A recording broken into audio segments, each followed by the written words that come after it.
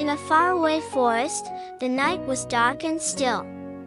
The crickets chirped, the owls hooted, and the cool breeze moved gently through the trees. But among all the tiny creatures, there was one who felt very small, little Fino, the firefly, who had no light. He watched the stars twinkle above and wished he could shine like them. Fino often sat alone, wishing he could glow like other creatures.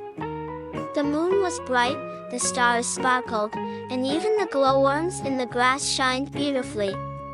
But Fino was plain and invisible in the dark. One night, he whispered, "If only I had a light of my own, I could show the world I belong in the night sky too." Determined, Fino decided to find out how he could shine. He set off on a long journey across the forest. He met the wise old turtle by the river, who told him, "Light is not given, little one, it is earned. You must prove your heart is brave and kind." Fino thanked the turtle and flew further, ready to prove himself. As Fino continued, he found a lonely flower drooping sadly in the night. "Why are you so sad?" asked Fino. "I bloom only at night," said the flower, "but no one can see me in the dark."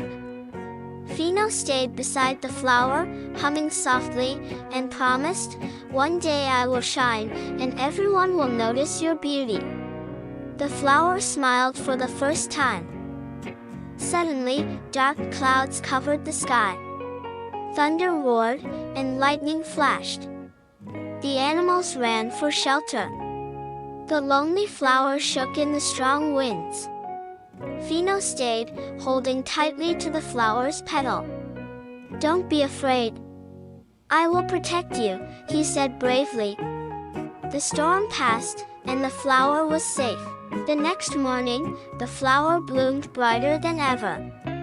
"Thank you, Fino," it said. "You saved me when no one else stayed. You may not have light yet, but your heart shines brighter than the stars."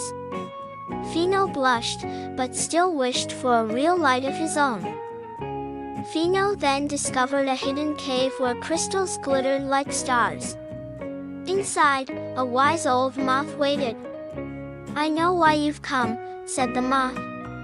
"To shine is not about looking bright, it's about helping others in darkness. Your bravery has already lit many hearts." The moth tapped Fino gently with its wings, and suddenly, Fino felt a warm glow inside. As night fell again, Fino noticed a tiny spark glowing at the tip of his body. At first faint, but with every good memory, helping the flower, protecting in the storm, the glow grew stronger. For the first time, he lit up the forest around him. Soon, other insects gathered. "Fino, you have a light," they cheered. A group of lost beetles approached, frightened of the dark. Fino proudly flew ahead, guiding them safely home with his new glow. He realized his light had a purpose, to guide and bring hope. Fino returned to the lonely flower, now blooming happily. This time, he shined beside her, showing the whole forest her beauty. The flower sparkled under his glow, no longer hidden in darkness. "See," Fino said, "I told you one day everyone would notice you." The animals of the forest gathered for a grand celebration. They sang, danced, and cheered for the little firefly who once felt invisible. The stars twinkled above as if clapping for him. Fino was no longer just another insect, he was a light that brought hope and joy. From that day on, Fino shined every night, guiding travelers, cheering flowers, and lighting up the darkest corners of the forest. And so, that is how the firefly got his light, not from magic, but from bravery, kindness, and a glowing heart.